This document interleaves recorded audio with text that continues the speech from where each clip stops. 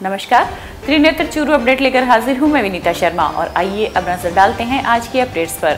बिजली की विभिन्न समस्याओं को लेकर रतनगढ़ के 8 गांव के सैकड़ों किसान आज लामबंद हो गए तथा विरोध प्रदर्शन करते हुए गांव गोरीसर के जीएसएस का घेराव किया। आक्रोशित किसानों ने जीएसएस की बिजली आपूर्ति भी बंद करवा दी, जिसके कारण रतनगढ़ के 8 गाँव के हजारों उपभोक्ता परेशान रहे। मामले के अनुसार गोरीसर जीएसएस से गाँव गोरीसर, सहला, हरिपुरा, रतनसरा, हनुमानपुरा, मालपुर, खारिया एवं जालेऊ के हजारों किसानों के कृषि कनेक्शन जुड़े हुए हैं।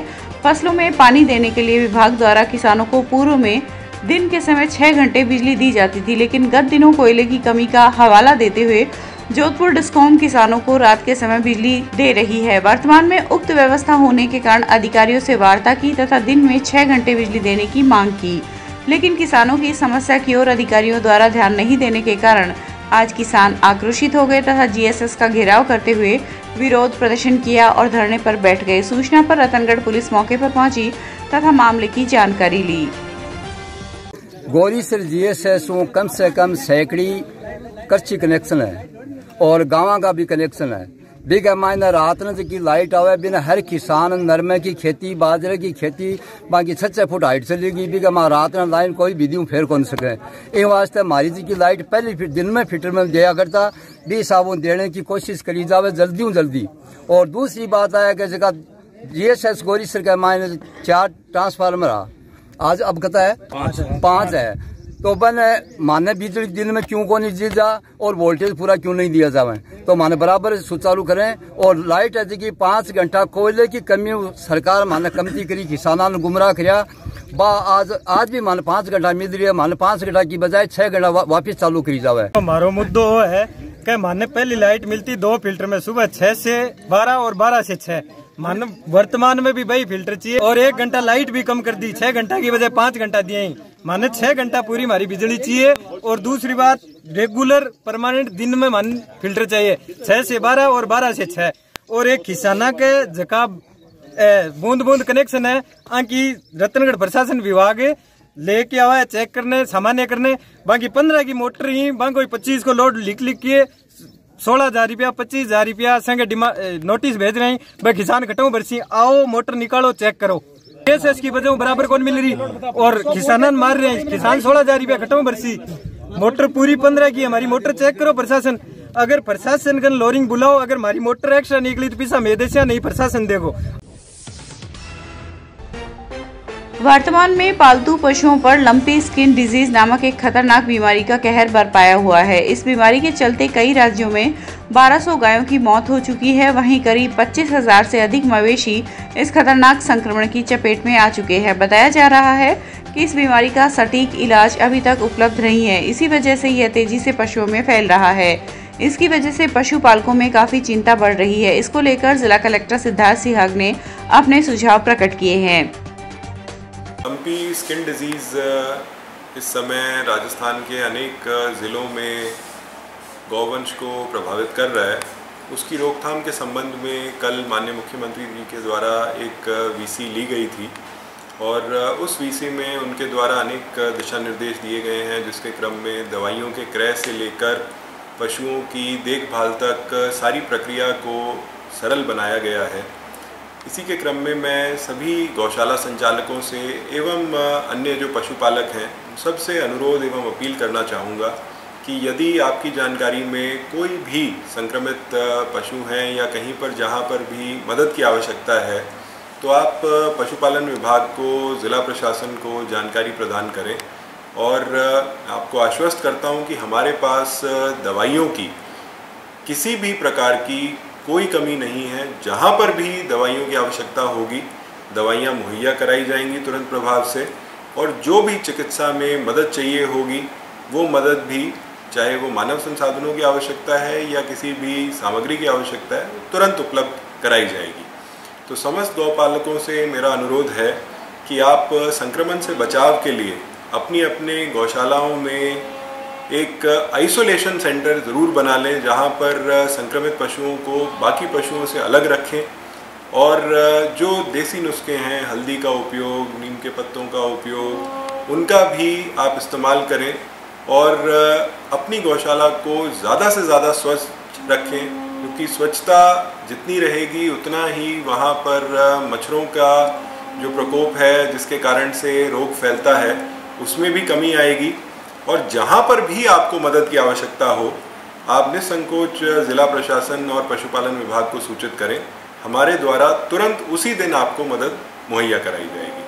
आप सबका सहयोग इसमें हमें अधिक से अधिक मात्रा में मिलेगा, ये मुझे पूरा विश्वास है, और आपके सहयोग से हम जल्दी ही इस रोग पर पूरे तरीके से काबू पा सकेंगे।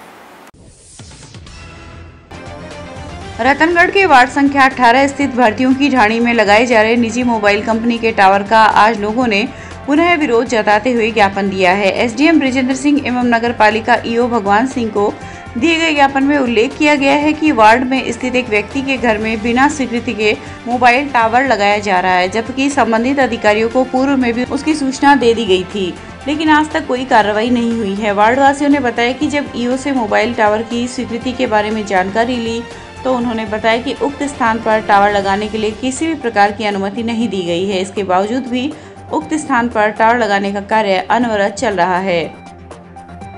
हमारे भर्तियों की ढाणी में वार्ड संख्या 18 सरकारी स्कूल है, उसके 50 मीटर के दायरे में और एक टावर लगाया गया है किसी के घर में।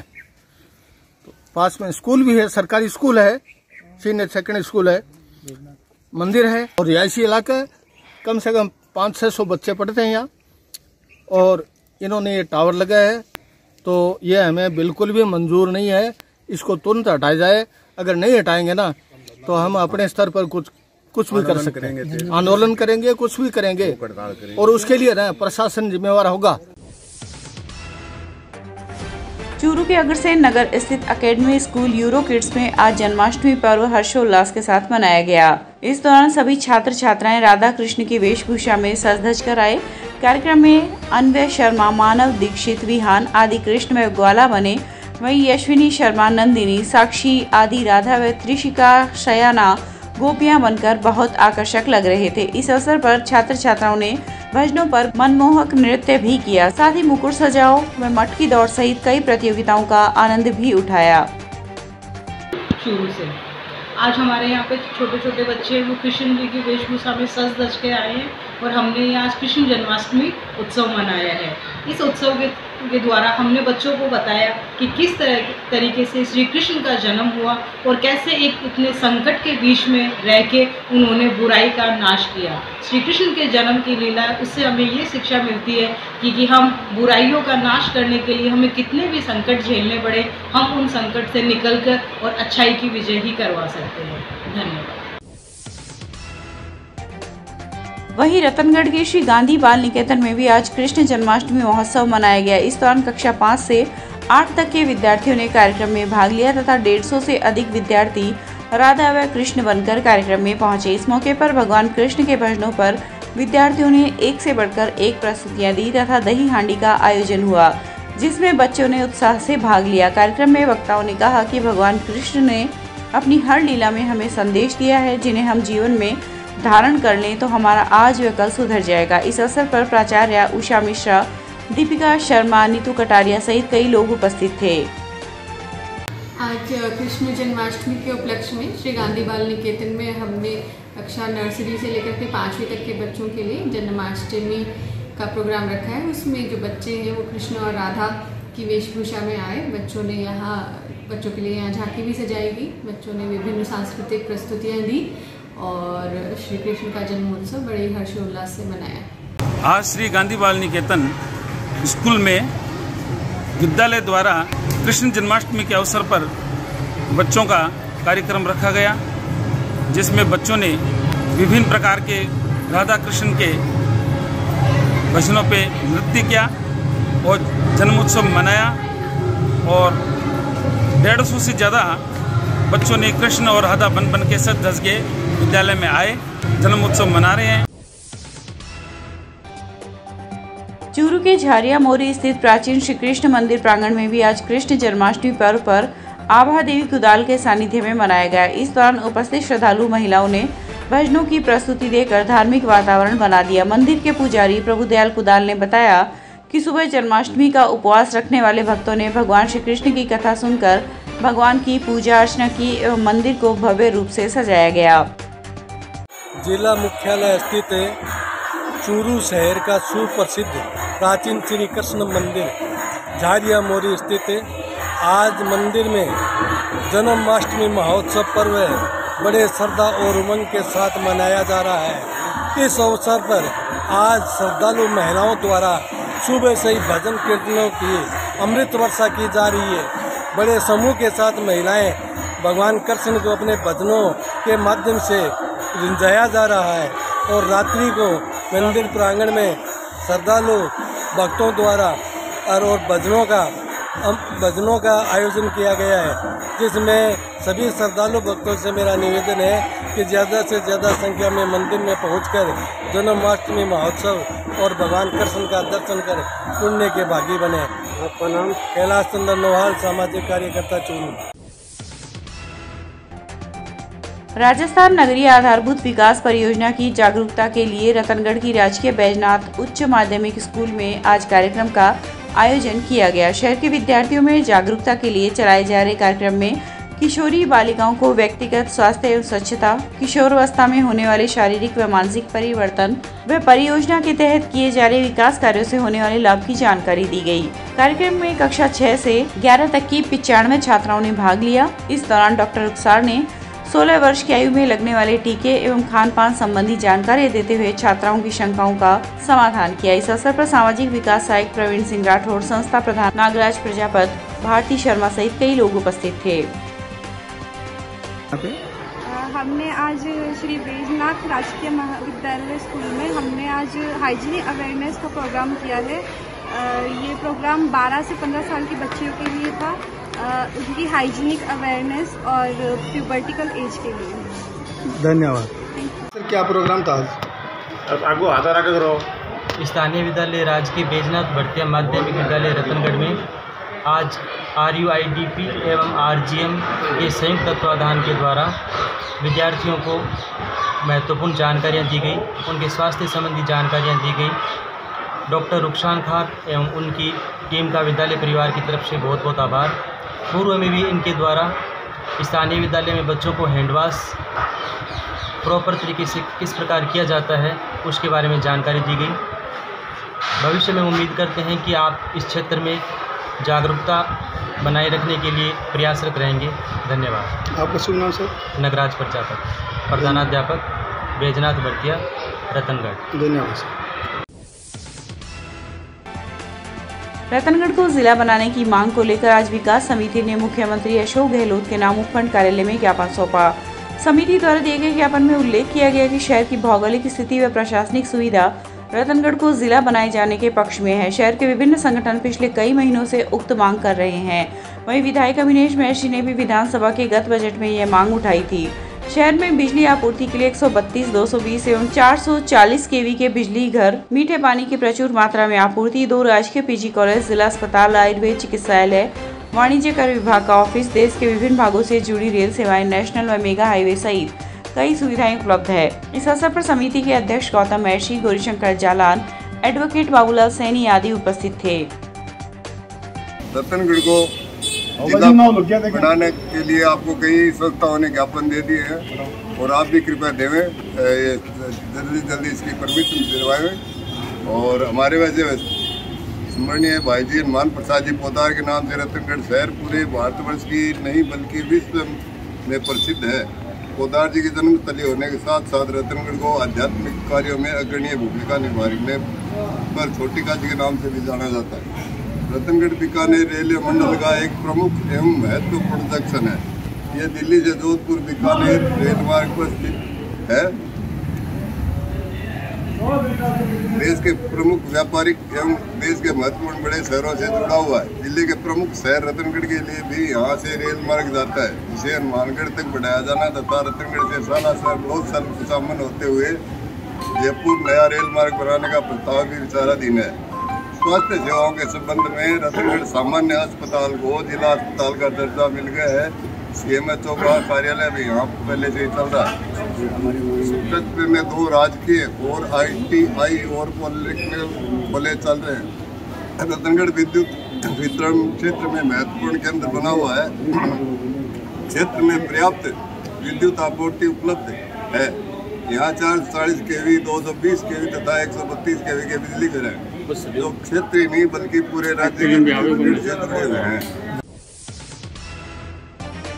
रतनगढ़ के विभिन्न वार्डों में लगे कई बिजली के पोल क्षतिग्रस्त है, जो दुर्घटना को निमंत्रण दे रहे हैं। लेकिन इन सब के बीच सरदारशहर बाईपास पर शहरी गौरव पथ पर लगा स्ट्रीट लाइट पोल इन दिनों झुककर सड़क पर आ गया है, जो चर्चा का विषय बना हुआ है। शहरी गौरव पथ के निर्माण के दौरान कार्यकारी एजेंसी PWD द्वारा इस मार्ग पर पर्याप्त रोशनी के लिए स्ट्रीट लाइट लगाई गई थी, जो काफी जद्दोजहद के बाद शुरू हुई। लेकिन वर्तमान में गौशाला GSS के पास इन स्ट्रीट लाइट्स के लिए लगाया गया एक पोल क्षतिग्रस्त होकर सड़क की ओर झुक गया है। विभाग द्वारा जमीन के अंदर फाउंडेशन भरकर उक्त पोल को नट बोल्ट के सहारे लगाया गया था, लेकिन एक नट बोल्ट निकल जाने से पोल सड़क की ओर झुक गया। इसके अलावा पास ही में लगे 2 लोहे के बिजली के पोल भी सड़क की ओर झुके हुए हैं, जो हादसे को निमंत्रण दे रहे हैं।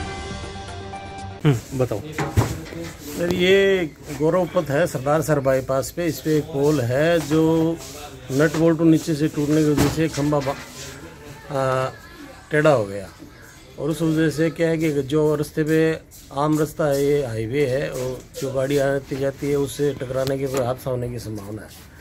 तो मौखिक रूप से अधिकारियों को कह दिया गया है। वार्ड पार्षद को भी बोला गया है, वार्ड पार्षद ने भी फोन किया हुआ है, और 181 पे भी शिकायत की हुई है। आज 10 दिन हो गया, इसकी कोई सुनवाई नहीं हो रही। तो कृपया प्रशासन से निवेदन है कि वो इसको ठीक करवाएं तुरंत प्रभाव से, ताकि कोई हादसा न हो। रतनगढ़ के वार्ड संख्या 20 स्थित आंगनबाड़ी केंद्र प्रथम पर आज अन्नप्राशन का आयोजन किया गया। इस दौरान वार्ड के एक बालक का अन्नप्राशन संस्कार संपादित करवाया गया। कार्यक्रम को संबोधित करते हुए पर्यवेक्षक सीता शर्मा ने कहा कि बच्चे को सही आहार में पोषण मिले, इसका विशेष ध्यान रखना चाहिए। 6 माह के बाद बच्चे को हल्का आहार देना शुरू कर देना चाहिए, ताकि उसका सही रूप से शारीरिक विकास हो सके। उन्होंने केंद्र के द्वारा मिलने वाली सुविधाओं की जानकारी उपस्थित महिलाओं को विस्तार से दी। अन्नप्राशन किया गया आज। जो बच्चों जो 7 महीने का हो जाता है ना, बाद में ना उसको ना ऊपरी आहार की जरूरत रहती है। उसको जी दलिया है, मसल की केला है, दूध के साथ साथ ऊपरी आहार की भी जरूरत रहती है। वार्ड नंबर 20 में अन्नप्राशन किया गया। रतनगढ़ तहसील के गांव चारणवासी में आज 50 वर्षीय व्यक्ति ने फांसी लगाकर आत्महत्या कर ली। सूचना पर पुलिस मौके पर पहुंची तथा शव को जिला अस्पताल की मोर्चरी में रखवाया, जहां पर पोस्टमार्टम के बाद शव परिजनों के सुपुर्द कर दिया गया। पुलिस ने मृतक के बेटे की रिपोर्ट पर मरक दर्ज की है। ASI राजेंद्र सिंह ने बताया कि 50 वर्षीय रामदेव जाट निवासी चारणवासी खेत में ढाणी बनाकर रहता है। गुरुवार को वह ढाणी से थोड़ी दूर पर स्थित खेजड़े के पेड़ पर फांसी लगाकर झूल गया। परिजनों ने उसे देखा तो वे लोग दौड़कर उसके पास पहुंचे तथा घायल अवस्था में उसे जिला अस्पताल लेकर आए, जहाँ उपचार के दौरान उसकी मौत हो गयी। यह था आज का चूरू अपडेट। कल फिर हाजिर होंगे नई अपडेट के साथ। अब दीजिए इजाजत। नमस्कार।